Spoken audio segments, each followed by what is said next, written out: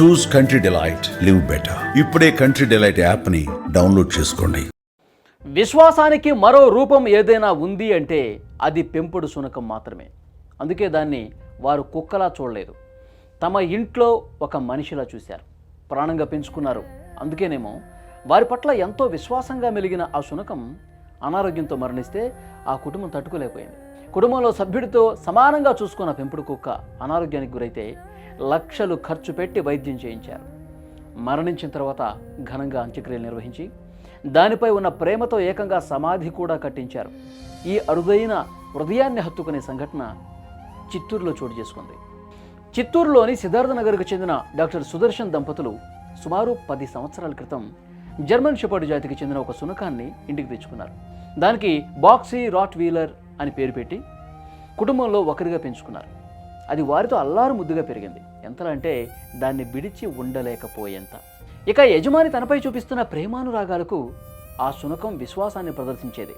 పగలు రాత్రి తేడా లేకుండా ఇంటికి కాపలా కాస్తూ ఉండేది.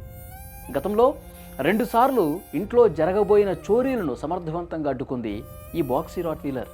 ఇక దాని దెబ్బకు దొంగలు పారిపోయేవాడు. దీంతో ఆ శునకంపై ఇంకా వాళ్లకు ప్రేమ పెరిగింది. ఇటీవల వయోభారం కారణంగా బాక్సీ తీవ్ర అనారోగ్యానికి గురైంది. దీంతో ఆ కుటుంబం తలడిల్లిపోయింది.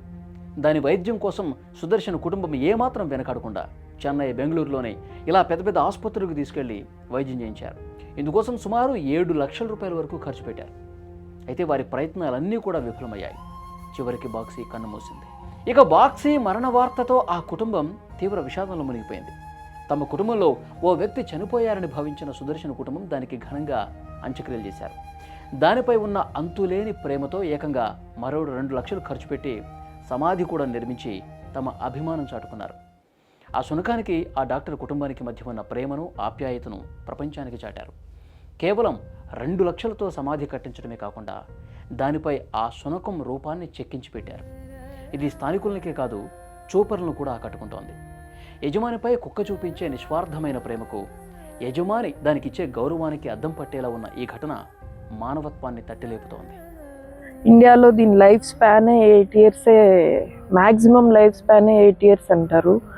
ఇది చాలా అగ్రెసివ్ బ్రీడ్ అండి. ఎక్కడ సోషల్గా ఇంట్లో అలా పెరగదు. మరి మా ఇంట్లో మేము తెచ్చిన నాటి నుంచి మా బిడ్డని ఎలా పెంచుకున్నామో మా బాక్సీ కూడా మాతో అలానే ఉంది.